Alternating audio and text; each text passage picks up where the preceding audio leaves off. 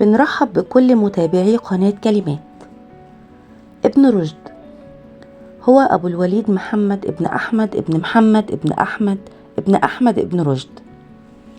اتولد في قرطبة سنة 1126، وهو من كبار الفلاسفة في الحضارة العربية والإسلامية، فهو شخصية علمية مسلمة متعددة التخصصات، فهو فيلسوف وفقيه وطبيب وفلكي وقاضي وفيزيائي عربي مسلم أندلسي. نشأ ابن رشد في أسرة عالية المقام في الأندلس، والتي عرفت بالمذهب المالكي، فحفظ موطأ مالك وديوان المتنبي، ودرس الفقه على المذهب المالكي والعقيدة على المذهب الأشعري. يعد ابن رشد من أهم فلاسفة المسلمين،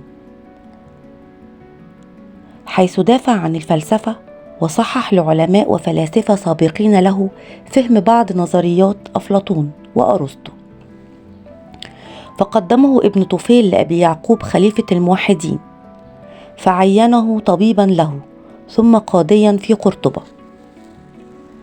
تولى ابن رشد منصب القضاء في إشبيلية، وأقبل على تفسير آثار أرسطو تلبية لرغبة الخليفة أبي يعقوب.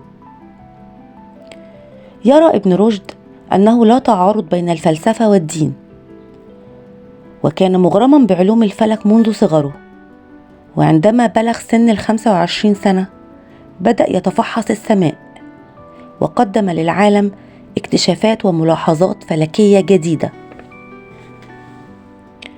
عرف ابن رشد في الغرب بتعليقاته وشروحه لفلسفة وكتابات أرسطو، والتي لم تكن متاحة لأوروبا اللاتينية في العصور الوسطى المبكرة.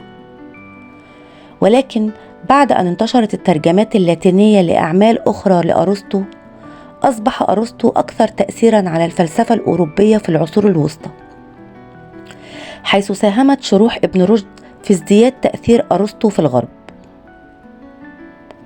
وفي أوروبا أثرت مدرسة ابن رشد في الفلسفة والمعروفة باسم الرشدية تأثيرا قويا على الفلاسفة المسيحيين من أمثال توما الأكويني، وأيضا على الفلاسفة اليهود من أمثال موسى ابن ميمون. تعرض ابن رشد في آخر حياته لمحنة، حيث اتهموا علماء الأندلس والمعارضون له بالكفر والإلحاد، ثم أبعده أبو يوسف يعقوب إلى مراكش، والتي توفي فيها سنة 1198، ثم تم نقل جثمانه إلى قرطبة. من أعمال ابن رشد التهافت، فصل المقال فيما بين الحكمة والشريعة من اتصال، جوامع سياسة أفلاطون،